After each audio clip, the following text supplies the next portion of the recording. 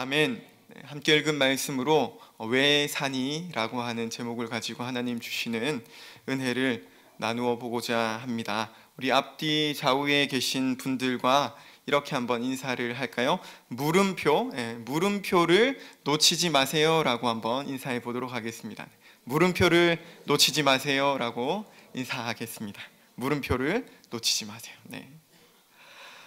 이 밤 하나님의 말씀을 통해서 우리 인생의 물음표가 느낌표, 아하 그렇구나 하는 느낌표로 바뀌는 시간이 되기를 원합니다. 그리고 또한 이 밤 하나님 앞에 기도하는 그 시간을 통해서 그 느낌표가 마침표, 하나의 열매로 맺어지기를 간절히 소망합니다. 여러분, 우리의 인생에서 물음표를 놓치지 않는 것은 매우 중요합니다. 왜냐하면 이 물음표라고 하는 것을 던짐으로써 우리는 깨달음, 아하 그런 거구나 라는 것을 깨달을 수 있기 때문이고, 또 그 느낌표를 통해서 삶의 작은 자리 하나하나에서 마침표, 열매들을 맺어 나가기 때문입니다. 그래서 우리는 지난 2주간 금요일 바로 이 시간 아주 특별한 시간으로 보냈죠. 다음 세대를 부탁해라는 타이틀을 걸고 세계관 전쟁과 그리고 절대 가치의 기독교 교육이라는 제목을 가지고 명강사님들을 모셔가지고 말씀을 듣는 시간을 가졌습니다. 기억하시죠? 네, 어떠셨나요? 물음표가 느낌표로 바뀌는 시간이 되셨습니까? 그런 분도 있고 아닌 분도 있고 그런 것 같은데, 그 느낌표가 또 우리의 일상, 우리의 삶의 자리에서 하나하나 마침표로 바뀌어지는 변화들이 나타나기를 소망합니다. 물론 어떤 생각하는 것, 그리고 물음표를 끊임없이 가지고 있는 건 때때로 피곤하고 또 때때로 굉장히 귀찮은 일입니다. 왜냐하면 생각하는 것은 때론 힘들거든요. 그러나 그 생각하기를 포기하는 순간 우리는 어쩌면 생사를 가르는 세계관 전쟁에서 패배할 수밖에 없습니다. 오늘날 사탄은 수많은 방법들을 통해서, 특히 미디어라는 것을 통해서 우리의 생각을 멈추게 하고 있습니다. 특히 다음 세대들의 생각을 멈추게 하고 있습니다. 그러니까 우리는 끊임없이 깨어서 왜? 라는 물음표를 놓치지 않아야 한다는 것이죠. 저와 우리 다음 세대를 맡고 있는 교역자들이 다음 세대를 부탁해라는 이 사역을 기획하고 준비한 이유도 거기 있습니다. 부모님들을 위해서, 또 선생님들을 위해서, 그리고 우리 교회를 위해서, 우리 주님께서 우리에게 다음 세대를 부탁해야 하고 우리 다음 세대를 맡겨 주셨는데, 그것에서 나오는, 거기에서부터 나오는 수많은 물음표들을 어떻게 하면 느낌표와 마침표로 바꿀 수 있을 것인가, 이 질문에서 시작한 것이 바로 다음 세대를 부탁해라는 사역이었습니다. 그래서 지난 2주 동안 우리 명강사님들의 뒤에 제가 나와서 기도 인도를 했고, 어떻게 3주 연속 이 자리에 서게 되었습니다. 하나님께서 왜 나를 이 자리 3주 연속 이곳에 세우시는 걸까 생각해 봤어요. 문득 프로젝트 1, 프로젝트 2, 프로젝트 3-1, 3-2가 있었는데 어쩌면 프로젝트 4를 나에게 하라고 하시는 건가? 그런 생각을 혼자 해봤어요. 그래서 고민을 하다가 어떤 말씀을 전할까? 하나님 어떤 말씀을 전해야 할까요? 했을 때 스스로 생각하기를, 그래, 4번째 프로젝트라 생각하고 하나님께서 다음 세대를 맡고 있는 나에게, 나를 통해서 우리 성도님들께 전하고 싶은 말씀은 뭘까? 이걸 고민하며 오늘 말씀을 준비했습니다. 그 고민 속에 떠오른 질문이 바로 오늘 설교 제목이었어요. 설교 제목이 뭐였지 여러분? 왜 사니? 라는 거예요. 왜 사니? 이 질문은 제 인생을 걸고 계속해서 던져왔고, 그리고 지금도 계속해서 던지고 있는 질문입니다.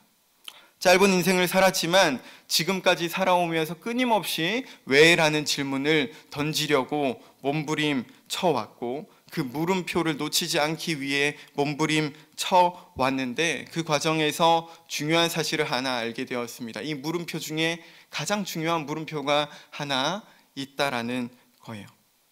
그게 뭐냐 하면 바로 오늘 설교 제목, 왜 사니? 라고 하는 물음표입니다. 이 밤 여러분에게도 이 물음표를 던져보고 싶습니다. 이 물음표가 이 밤에 여러분 가슴 깊이 새겨지는 놀라운 밤이 되기를 소망합니다.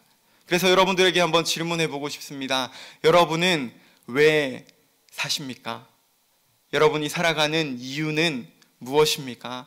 여러분의 삶의 목적은 무엇입니까? 우리 다시 한번 옆에 계신 분들에게 소리 내어서 실제로 한번 물어보시기를 바래요. 왜 사세요? 하고 한번 여쭤볼까요? 답을 하셔야 돼요. 네, 실제로. 왜 사니? 하고 물어보셔도 되고요. 네. 따지듯이 비꼬듯이 얘기하면 안 돼요. 도대체 너는 왜 사냐? 이렇게 하면 안 되고, 네. 왜 사세요? 공손하게 물어보셔야 합니다. 네. 왜 사는지, 네. 왜 사십니까?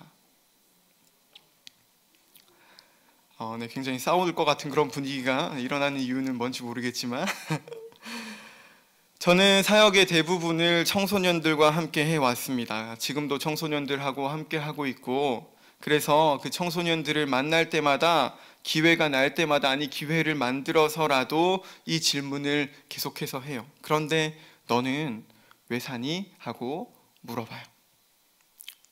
여러분, 그러면 청소년들은 이 질문에 과연 뭐라고 대답을 할까요? 뭐라고 대답을 할까요? 많은 경우에 몰라요 라고 대답을 하고, 글쎄요, 그냥요, 태어났으니까요, 그런 생각 해야 돼요? 이런 질문들을 되레 하기도 합니다. 어떤 친구는 먹기 위해서라고 해요. 먹는 기쁨이 굉장히 크니까. 개 중에 그래도 생각 좀 한 친구들은 이렇게 얘기합니다. 행복하려고요 라고 얘기를 해요. 그러면 저는 꼭 그 다음 또 질문을 하죠. 어떻게 하면 행복한데? 라고 질문을 하면 애들이 표정이 조금씩 어두워집니다. 이제 짜증이 난다라는 거죠. 왜 이 인간이 끝까지 질문을 하고 있냐, 그런 마음으로 반응을 하죠. 그러나 저는 이 질문을 통해서 우리 아이들에게, 제가 만나는 모든 아이들에게 꼭 전해주고 싶은 것이 있습니다. 사실 교회 밖에 있는 친구들에게, 청소년들에게 이 질문을 한 게 아니잖아요.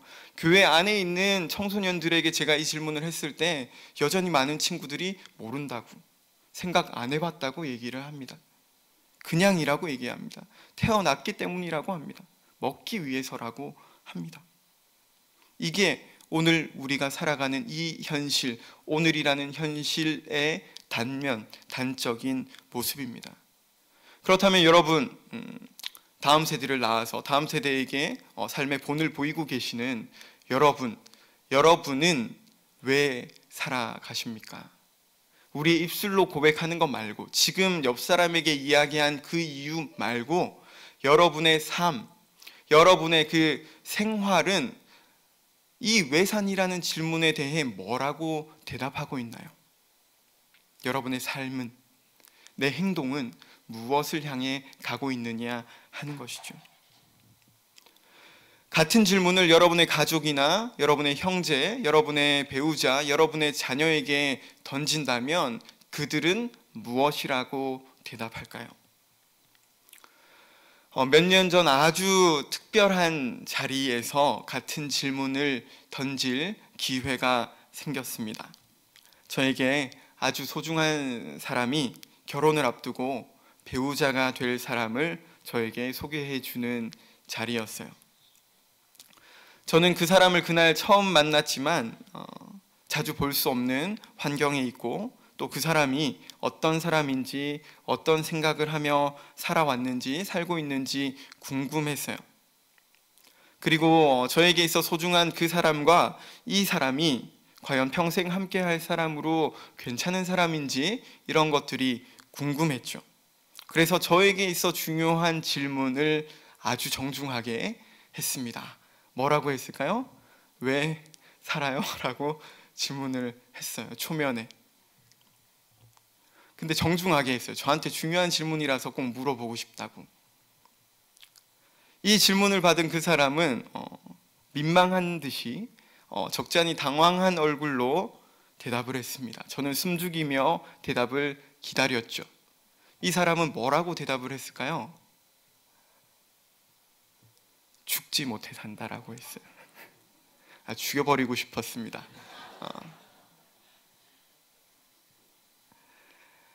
그로부터 얼마나 지났을까요? 좀 시간이 흐른 뒤에 그 사람은 울면서 저에게 전화를 했어요.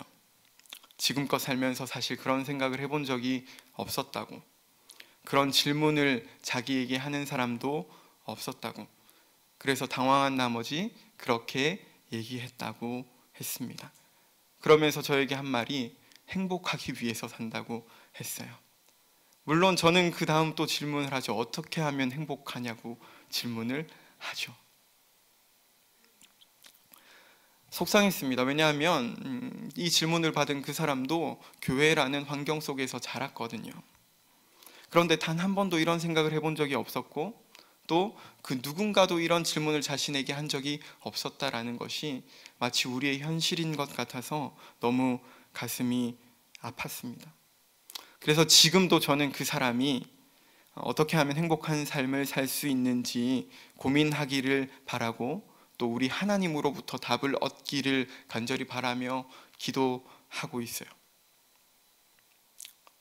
이 일을 겪은 뒤로 더 많이 질문하고 있습니다.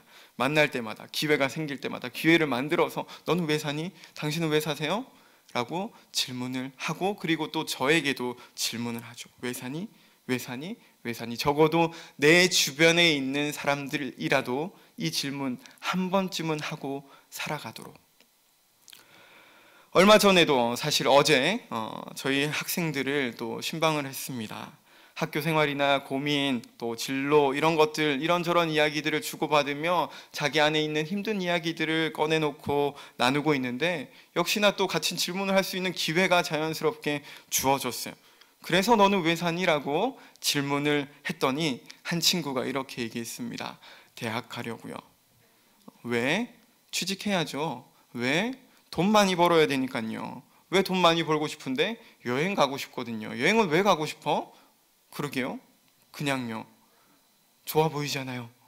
그 다음은 이 친구가 답을 하지 못했어요. 그러면서 힘든 자신의 삶의 자리에 대해 얘기하면서 반복해서 한 말이 뭐냐 하면 답이 없다라는 거예요. 여러분 요즘 젊은 사람들이 답이 없다라는 걸 두 글자로 줄여서 뭐라고 하는지 아십니까? 노답이라고 하죠. 노답.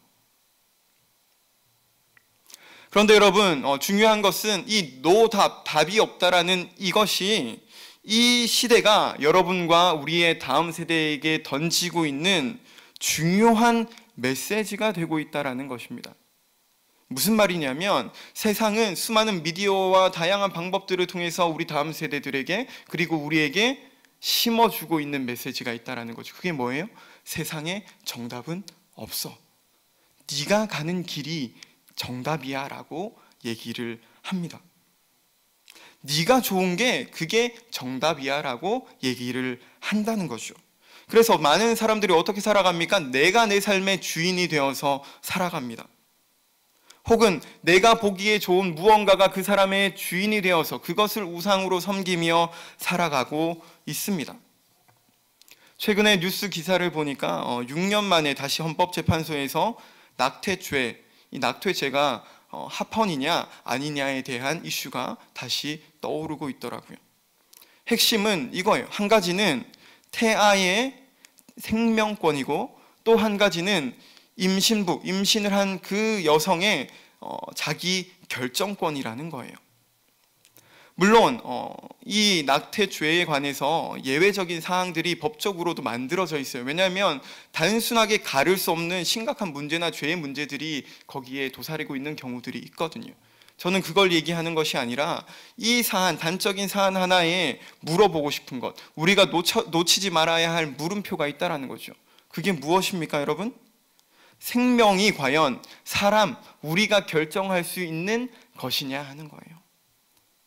엄마에게 그 태아, 자기 뱃속에 있다고 해서 그 태아의 생명을 결정할 권한이 엄마에게 있느냐 하는 거죠. 이처럼 우리가 살아가는 이 세상은 답이 없어. 내가 좋으면 좋은 거야. 나의 결정권을 앞세우며 살아가고 있고 그런 메시지들을 끝없이 던지고 있습니다. 그래서 시대에 따라 계속해서 흔들려 나가는 것이죠. 그렇게 세상 속에 살아가다 보면 나도 함께 흔들리게 됩니다. 여러분 인생에는 정말로 답이 없을까요? 인생에는 정말로 답이 없습니까? 만약 인생의 목적이 없다면 야구선수, 특히 투수, 공을 던지는 투수가 어디로 공을 던져야 하는지 모르는 것과 마찬가지 아닐까요? 그럼 게임이 되지 않잖아요. 좀 더 현실적인 예를 들자면 만약에 우리가 타는 버스, 대중교통, 버스나 지하철에 노선이 없다면 어떨까요? 내가 버스를 탔는데 그 버스가 노선대로 가지 않고 버스 기사 마음대로 가는 거예요. 내가 지하철을 탔는데 나는 서울로 가야 되는데 천안으로 가는 거예요. 그러면 우리가 그 버스와 지하철을 탈 수 있을까요? 탈 수 없죠. 그런 지하철, 그런 버스를 타시겠습니까? 그런데 이 시대가 그러한 모습을 하고 있다는 거죠. 어디로 가야 하는지 모른 채 하고 싶은 것도 해야 하는 것도 없이 그냥 되는 대로 살아가는 것이 우리 다음 세대, 어쩌면 또한 우리의 모습은 아닌가 돌아보았으면 합니다. 이것을 조금만 다르게 표현을 하면 넌 누구니? 라는 질문을 했을 때 나? 아메바 후손이야. 나 원숭이 후손이야 라고 얘기하는 것과 다름없지 않을까요? 나는 그냥 우연히 이루어진 거야 라고 얘기하는 거죠. 모든 건 우연이야 라고 얘기하는 것과 다름없지 않을까요? 모든 것이 우연이라면 자연스럽게 그 우연 뒤에 어떤 기준이나 답은 없어지는 거죠. 물론 우리가 살아가다 보면, 저와 여러분이 살아가다 보면 참 노답이다, 답이 없다라고 느껴지는 순간들이 참 많이 있습니다. 선택하기 어려운 갈림길들이 너무나도 많이 있어요. 그런데 그 순간순간들이 정말 답이 없기 때문에 과연 그런 것일까요? 여러분 혹시 얼마 전 그 낭만 닥터 김사부, 얼마 전은 아니군요. 조금 시간이 지났는데 낭만 닥터 김사부라고 하는 드라마가 방영이 됐었는데 혹시 아십니까? 보신 분이 있으신가요? 저는 요즘 그 육아에 전념하느라 TV를 보지 못하고 있어서 요즘 어떤 드라마 하는지 모르지만 제가 마지막에 가장 감명 깊게 본 드라마가 바로 이 드라마였어요. 이 드라마를 보면 분명한 목적을 가지고 살아가는 사람과 그런 목적이 없는 사람들이 비교가 되어져요. 그 사람들의 인생이 얼마나 다른 모습을 하고 있는지 적나라하게 볼 수 있는 드라마가 바로 이 드라마예요. 이 드라마의 주인공 낭만 닥터 김사부라고 하는 의사는 분명한 자기의 그 목적을 가지고 인생을 살아가요. 그리고 그런 목적을 가지지 못하는 사람들과 전쟁을 펼치며 살아가죠. 그러면서 드라마는 우리에게 질문합니다. 과연 무엇이 진짜 인생일까라는 질문을 하죠. 이 드라마에 보면 이 김사부라는 의사가 경쟁 속에 죽이고 죽임당하는 삶을 살아가는 분명한 목적, 진짜 목적을 가지지 못하고 살아가는 어떤 사람에게 이런 이야기를 합니다. 아니, 그 열심히 살라고 그런 건 좋은데 우리 못나게 살진 맙시다. 사람이 뭐 때문에 사는지 그거 알고나 살아야 하지 않겠어요? 라고 얘기합니다. 그러면서 이 드라마의 맨 끝, 이 드라마가 최종적으로 끝나는 그 순간에 이 김사부의 제자였던 한 의사가 나레이션을 쫙 까는데요, 이런 얘기를 합니다. 살아간다는 건 매일매일 새로운 길로 접어드는 것, 원하든 원하지 않든 매일매일 쏟아져 들어오는 현실과 마주하는 것. 매 순간 정답을 찾을 수는 없지만 그래도 김사부는 항상 그렇게 말했다. 우리가 왜 사는지, 무엇 때문에 사는지에 대한 질문을 포기하지 마라. 그 질문을 포기하는 순간 우리의 낭만도 끝이 나는 거다. 알겠냐? 라고 말이다. 라고 끝이 납니다. 무슨 말입니까, 여러분? 우리가 왜 사는지, 무엇 때문에 사는지에 대한 질문을 포기하지 마라. 그걸 포기하는 순간 우리의 인생의 낭만도 끝난다라고 얘기를 하는 거죠. 이 작가가 크리스천인지 아닌지는 알 수 없지만 이 한 문장에 정말 인생의 중요한 포인트가 담겨 있지 않습니까? 여러분의 인생에는 낭만이 있습니까? 여러분의 자녀들에게는 그런 낭만이 있을까요? 분명한 목적을 가지고 살아가는 그 낭만, 그 가치가 있느냐 하는 것입니다. 여러분, 목적이 없으면 불안하죠. 왜? 어디로 가야 하는지 모르니까. 목적이 없으면 허무합니다. 왜? 내가 그것을 해야 하는 이유, 가치가 없으니까. 목적이 없으면 혼란스럽습니다. 마치 신호등이 고장난 교차로처럼 말이죠. 그러나 목적이 있으면 질서가 있고 균형이 있고 그 안에 감사가 있습니다. 그리고 김사부의 말을 빌리자면 낭만, 또 다르게 표현하자면 소중한 가치가 그 사람의 삶에 있겠죠. 그러나 여러분, 여전히 우리의 인생이 노답, 답이 없는 것처럼 느껴지는 이유는 우리가 스스로 답을 찾을 수 없는 상태에 있기 때문입니다. 우리가 스스로 답을 찾을 수 없기 때문에 우리 하나님은 우리에게 무엇을 주셨습니까? 바로 이 성경을 주셨죠. 그리고 이 성경은 이 한 문장으로 시작됩니다. 태초에 하나님이 천지를 창조하시니라. 뭐라고요?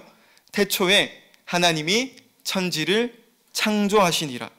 눈에 보이는 모든 것과 눈에 보이지 않는 모든 것, 이 땅에 존재하는 그 모든 것은 누가 만들었다고요? 하나님께서 만드셨다. 분명한 의도를 가지고 분명한 목적을 가지고 만드셨다라는 거예요. 이게 무엇을 의미합니까? 저와 여러분 또한 하나님께서 만드신 피조물이라는 거예요. 그러니까 내가 살아가는 이유가 있다는 거예요? 없다는 거예요? 있다라는 거죠. 여러분의 자녀가 살아가는 이유가 있습니까? 없습니까? 있다라는 거예요. 모든 것이 우연이 아니라 그 삶의 순간순간에 하나님의 섭리라는 것이 있다라는 거예요. 삶에는 분명한 목적이 있습니다. 다른 데서 찾을 수 없고 그 목적은 우리 스스로 찾을 수 없고 우리 안에서 찾을 수 없고 이 하나님의 말씀을 통해 찾을 수 있습니다.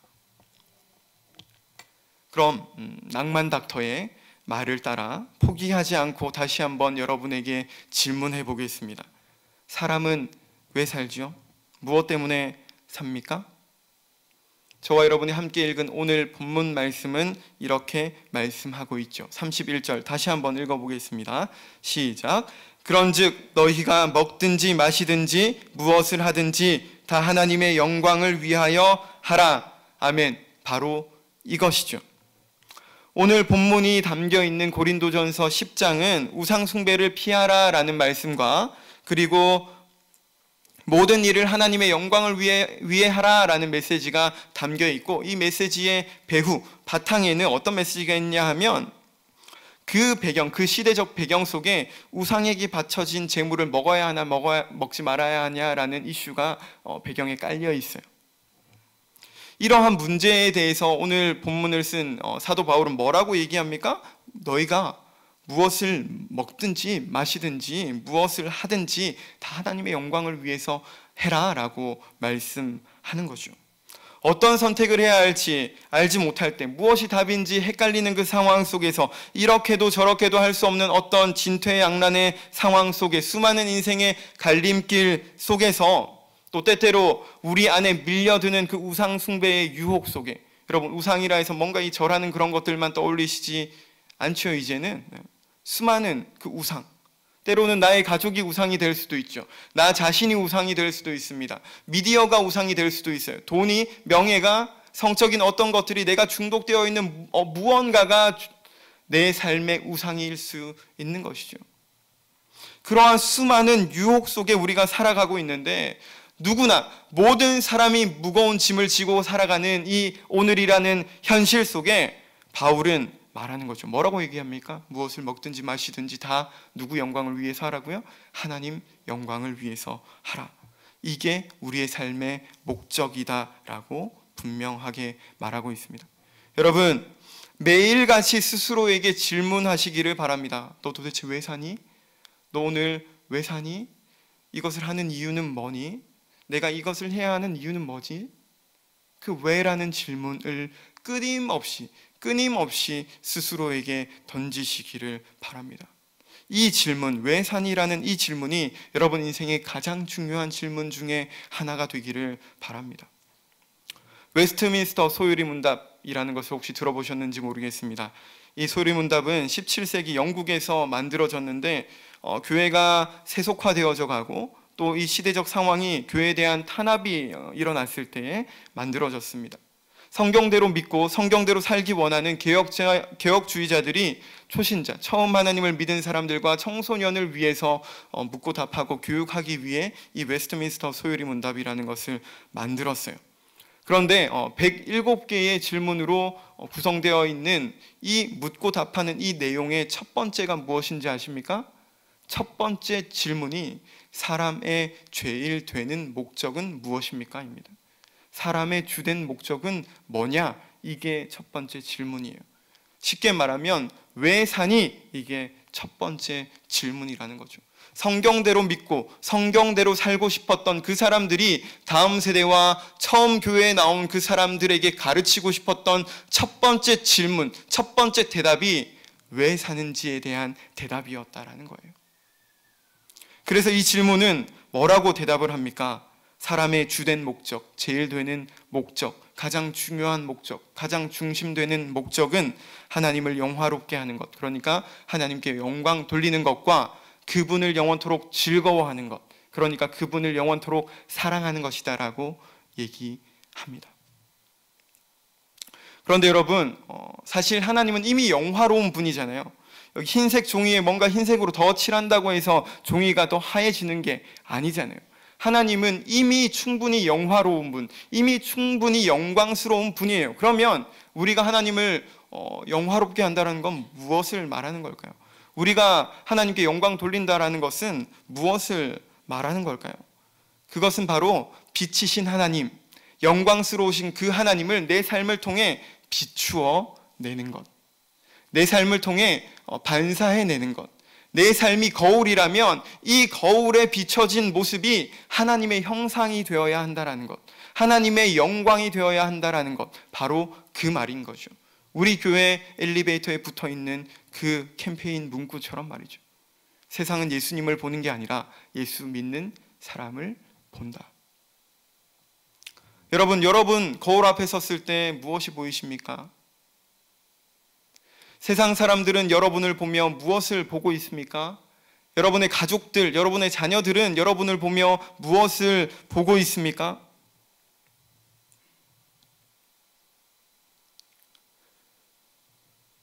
하나님께 영광 돌리는 것, 그것이 우리의 삶의 목적. 왜 그렇습니까? 여러분, 왜 우리가 하나님께 영광 돌려야 합니까?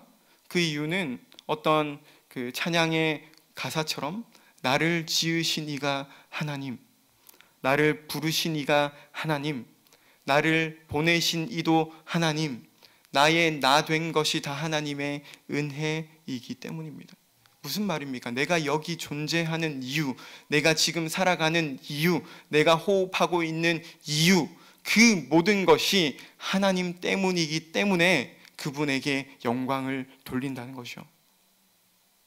간혹 연말에 어떤 시상식이 있으면 상을 받는 사람들이 얘기하죠. 이 모든 영광을 하나님께 돌립니다. 그럽니다. 무슨 말입니까? 내가 이 자리에 서게 된 것은 누구 때문이다? 하나님 때문이다 라고 고백하는 거잖아요. 상 받을 때만 그렇게 이야기하는 것이 아니라 내 삶의 모든 순간을 통해 하나님을 비추어내고 하나님을 드러내는 것, 그게 하나님을 영화롭게 하는, 무엇을 하든 하나님께 영광 돌리는 삶의 모습이라는 거죠. 그런데 여러분, 문제가 있어요. 어떤 문제가 있냐 하면 하나님의 영광을 비춰내야 할 이 나라고 하는 내 존재, 나라고 하는 이 거울이 깨끗하지 않다는 거예요. 이 거울이 때가 묻어 있는 거예요. 여러분 한번 상상해 보십시오. 거울에 뭔가 이 진흙이 잔뜩 묻어 있어요. 그러면 그 거울이 거울의 역할을 할 수 있습니까? 그 거울 앞에 무엇이 선들 무언가를 비추어낼 수 있나요? 그럴 수 없잖아요. 마찬가지로 우리에게도 그와 같은 문제가 있다는 것이죠. 우리에게 묻어있는 문제가 무엇입니까? 죄라고 하는 문제가 우리 거울에 덮여 있는 거예요. 하나님을 비추어낼 수 없도록. 그래서 하나님의 영광을 비추어내기는커녕 하나님이 원하시지 않는 일들을 하며 살아가죠. 하나님이 미워하시는, 하나님이 싫어하시는, 하나님이 금지하신 일들을 하며 살아갑니다. 끝없이 삶의 자리에서 합리화하며 어쩔 수 없었어라는 말로 스스로를 위안하고 위로하며 그렇게 우리가 살아가고 있잖아요. 나의 자녀들에게는 어떻습니까, 여러분? 다 너를 위한 일이야 라고 얘기하지만 사실은 나를 위한 일이잖아요. 조금만 더 들어가 보면 그런 일들을 우리가 하며 살아가고 있잖아요. 왜 그렇습니까? 죄라고 하는 문제가 우리 거울을 덮어버렸기 때문입니다. 하나님께 영광 돌릴 수 없는 상태에 우리가 있다는 것이죠. 그러나 하나님 여러분 참 감사한 것은 하나님께서 이런 우리의 거울을 그냥 내버려 두지 않으시고 이 성경을 주셨을 뿐만 아니라 또 누구를 보내주셨습니까? 예수 그리스도를 보내주셨다는 거죠. 예수님의 그 죽음과 부활이 우리를 덮고 있는 그 죄를 깨끗하게 없애주셨고, 그분의 승리하심으로 인해서 우리 이 거울, 예수님이 우리의 삶 가운데 주인이 되어주셔서 우리가 예수님을 믿을 때 예수님이 내 삶의 옷, 우리가 예수님으로 옷 입음으로 말미암아 다시금 우리가 하나님께 영광 돌릴 수 있는 존재가 되었다라는 거예요. 옆 사람 한번 보시겠어요? 잠깐? 네, 한번 보시죠. 굉장히 어떠십니까? 예수 그리스도의 형상이 보이십니까? 하나님의 형상이 보이세요? 네, 반응이 거시기하네요. 네. 우리는 예수님을 믿는다면 이제 새로운 피조물이라. 그런즉 이전 것은 지나갔으니 보라 새로운 피조물이 되었다라고 했잖아요. 새로운 거울이 되는 거예요. 그렇다면 우리가 비추어내야 할 것이 무엇입니까? 세상이 아니라 나를 새롭게 하신, 내 삶의 이유가 되신, 내 존재의 이유가 되신 바로 그 하나님 예수 그리스도여야 한다는 거죠. 내 힘으로 살 수 없습니다. 내 노력으로 할 수 없습니다. 그러나 우리가 예수 그리스도를 믿으면, 예수 그리스도를 내 마음 가운데 모시면, 예수님으로 옷 입으면 내 안에 계신 성령께서 그렇게 살아갈 수 있도록 도와주시는 거죠. 여러분, 하나님이 있기 때문에 내가 있습니다. 여러분, 중심을 분명하게 하면 삶이 정리가 되어집니다. 주된 목적이 있다라는 것은 또 다른 목적이 있다라는 말이 되긴 하지만, 주된 목적을 분명하게 하면 어떤 변화가 나타나느냐? 다른 나머지 목적들은 그 주된 목적을 이루는 수단이 되는 거예요. 좀 더 구체적으로 한번 예를 들어볼까요? 대학, 자녀들을 좋은 대학 가기를 원하시잖아요. 저도 좋은 대학 가기를 바랍니다. 좋은 직장 가기를 원하시잖아요. 좋은 직장 가기를 바래요.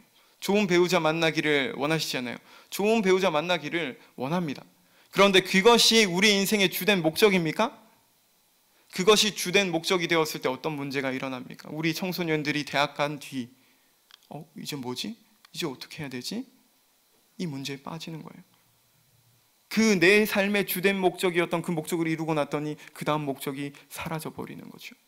그러나 내 삶의 주된 목적이 하나님께 영광 돌리는 것이었던 친구는 대학이 어떻게 되냐? 그 목적을 이루기 위한 수단이 되는 거예요. 그래서 때로는 인생에 내가 원하지 않았지만 대학에 떨어지고 다시금 공부해야 되는 일이 있다 해도 속상하지만 그것으로 인해 아주 넘어지지 않는 것이죠. 이게 주된 목적이 있는 사람과 없는 사람의 차이점입니다. 다시 말해서 밥 먹기 전에 기도만 하면 되는 것이 아니라 그것을, 그 밥을, 그 음식을, 그 마시는 것을 내가 먹는 이유가 무엇인가, 이것을 묻고 이것에 대한 답을 가지고 있는 게 중요하다라는 거죠. 여러분은 여러분의 자녀에게 혹은 여러분의 부모님에게, 여러분의 가족에게, 여러분의 이웃들에게 무엇을 보여주고 있습니까? 무엇을 향해 달려가는 모습을 보여주고 있습니까?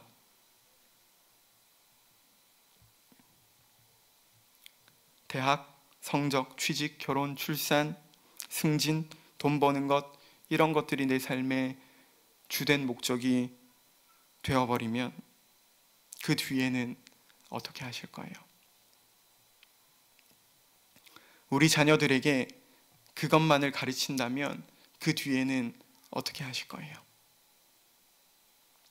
우리에게 필요한 것은 영원한 목적, 변하지 않는 목적이 필요한 겁니다. 이런 점에서 이제 말씀을 마무리하면서 저는 저의 부모님에게 참 감사해요. 저의 부모님은 아버지, 어머니 두 분 다 대학 나오지 않으셨고, 어머니는 국민학교밖에 못 나오셨어요. 아버지는 고등학교를 졸업하시고 대학을 가고 싶으셨는데 형편 때문에 공부를 더 못하셨어요. 그러나 이런 부모님이 한 번도 부끄러운 적이 없었어요. 그러면서 문득 내가 왜 살아가면서 이 왜라는 질문, 왜 살지라는 질문을 계속 던지게 되었을까 생각해 보았죠. 그러다가 어릴 적 유치원 때 부모님이 써주신 편지를 하나 보게 되었습니다. 지금으로부터 거의 30여 년 전 저희 아버지가 저에게 보낸 편지의 한 부분입니다. 그동안 유치원에 입학해서 하루도 결석하지 않고 잘 다닐 수 있게 도와주신 하나님께 먼저 감사를 드리자. 대은이는 남자니까 씩씩하고 똑똑하며 용감하게 우리 예수님을 닮아가는 대은이와 모든 친구들이 되었으면 엄마 아빠는 바라고 있단다 라는 말로 편지가 시작됩니다. 그리고 이 편지는 어떻게 끝나냐 하면 예수님 늘 함께 해주세요 라는 말로 끝이 납니다. 그리고 또 유치원 졸업을 앞둔 한 아이에게 엄마가 써주신 편지의 내용은 이렇습니다. 대은이는 자라나서 뭘 하고 싶니? 하면 언제나 운전기사가 하고 싶다고 했지. 제 꿈은 운전기사였습니다. 왜 웃으시는지는 모르겠지만 그 꿈을 이뤘어요. 저는 운전병도 하고 버스 면허를 따서 버스를 운전하기도 하고 그랬습니다. 근데 이 다음 말이 중요해요. 운전기사가 하고 싶다고 했지. 그래, 무엇을 하든지 대은이가 하고 싶은 것을 하고 좀 더 많이 먹고 씩씩하고 용기 있는, 참으로 좋은 생각도 많이 할 수 있는 건강한 사나이가 되기를 아빠 엄마는 바란단다 라고 얘기하셨어요. 저희 부모님은 제가 운전기사가 되고 싶다라고 했을 때 우리 운전하시는 분들을 비하하는 말이 아닙니다. 단 한 번도 그거 하지 마라고 하신 적이 없었어요. 이것 돼 저것 돼, 너 학교에서 몇 등 해, 어떤 대학 가 라고 얘기하신 적이 없으세요. 정직하게 살아라. 하나님 사랑하며 살아라. 여러분들은 여러분의 자녀에게 어떤 얘기를 하고 계세요? 여러분을 정죄하기 위해서 드리는 말씀이 아니에요. 대신 무슨 말씀을 드리고 싶냐 하면 우리 인생에는 갈림길이 있는데 영원한 갈림길이 있다는 말씀을 드리고 싶어요. 내 사랑하는 자녀 영원히 볼 수 있는 길을 선택하고 계십니까? 아니면 나만 하나님 만나는 길을 선택하고 계십니까? 모든 것을 넘어서는, 모든 것을 꿰뚫는 하나님의 영광, 그 하나님의 영광이 우리 삶의 목적, 이유가 되기를 간절히 소망합니다. 그래서 무엇을 먹든지 마시든지 다 하나님의 영광을 위해서. 왜요? 그 하나님 때문에 오늘 내가 있으니까. 근데 그 길을 가려면 포기해야 할 것이 반드시 있습니다. 여러분, 두 마리 토끼를 함께 잡을 수가 없어요. 하나를 분명하게 하고 그 뒤에 하나님 주시면 감사함으로 받는 거예요. 어떻게 하면 행복하냐고요, 여러분? 행복을 위해 살아가는 게 아니에요. 하나님이 내 삶의 중심이 되었을 때 주시는 선물이 행복인 거죠.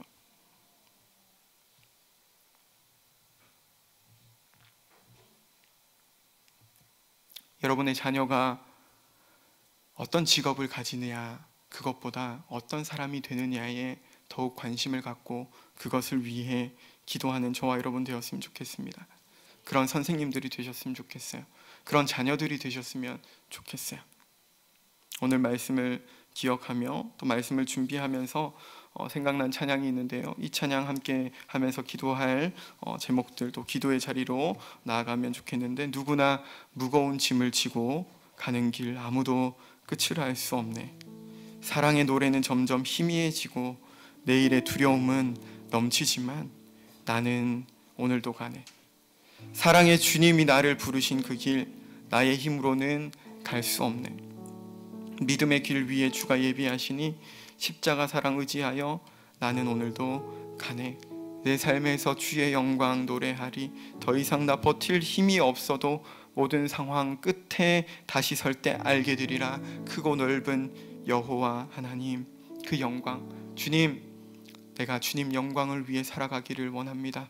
그렇게 살지 못했던 내 삶의 자리를 이 시간 찬양 가운데 회개합니다. 주님을 바랍니다라고 우리 함께 고백하며 찬양하겠습니다.